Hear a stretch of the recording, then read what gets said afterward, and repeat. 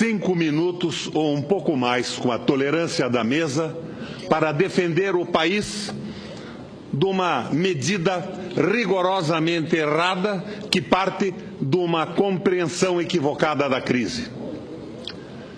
Não tendo tempo para analisar as questões paralelas, os vários fatores que nos levaram à situação que estamos, vamos ao essencial.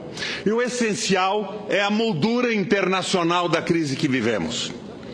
Esse processo começa com Margaret Thatcher e Reagan nos Estados Unidos, numa reação contra o Estado social, contra a interferência pesada do Estado no desenvolvimento dos países e da economia.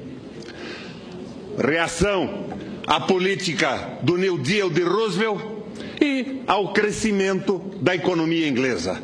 Era o liberalismo econômico, o Estado mínimo, a prevalência absoluta do mercado e do capital financeiro no comando desses países. O erro foi brutal e o fim desse processo é notado com o Brexit atual na Inglaterra e com a vitória do Donald Trump nos Estados Unidos. Mas o que pretende o Brasil com esta proposta que se chamou Ponte para o Futuro e que é traduzida pela PEC 55 que discutimos hoje no Senado? Eles queriam se inserir numa economia global que está sendo fulminada no planeta. A intenção fundamental era acelerar a economia agrícola intensa e moderna e mecanizada, esquecendo que ela desemprega. Brasil, celeiro do mundo, com o povo passando fome. Soja, milho e algodão, mas a agricultura de subsistência abandonada. Paralelamente a isso, se esperava que com o massacre da CLT, a redução do salário dos trabalhadores e a redução de impostos, o Brasil se transformasse, senador Barbalho, numa nova China. Os capitais dos Estados Unidos viriam investir aqui como investiram na China. E nós teríamos empregos mal pagos, mas empregos num momento de grande dificuldade. As terras vendidas a grandes grupos estrangeiros e a soberania fulminada.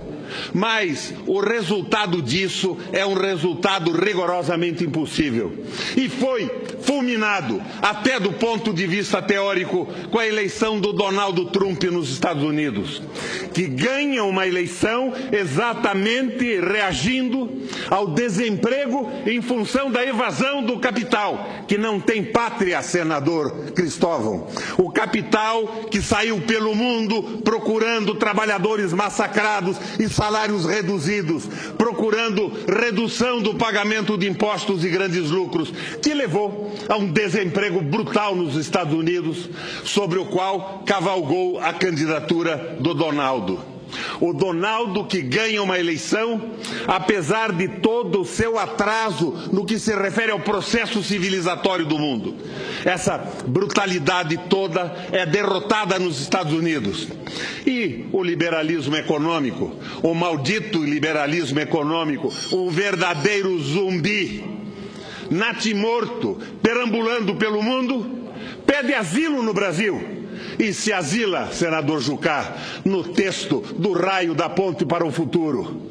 Uma situação que nos levará, em curtíssimo prazo, a uma crise social sem limites.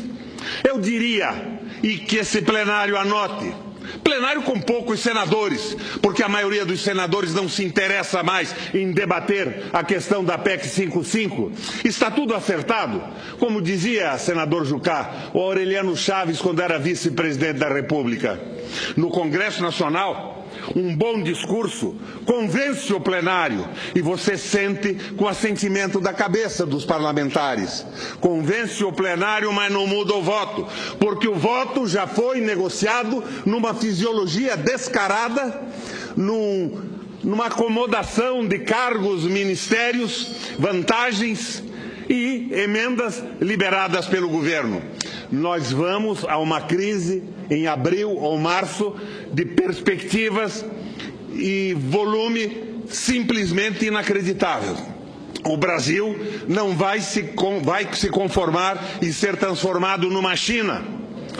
Não virá o capital americano. Nós estamos entrando numa crise absoluta com a negação de todas as medidas tomadas na Alemanha por Yad Mashach, nos Estados Unidos pelo New Deal do Roosevelt, as ideias do Ford, as ideias do Keynes, as ideias do Taylor. É uma besteira simplesmente monumental que vai acabar numa crise social sem limites.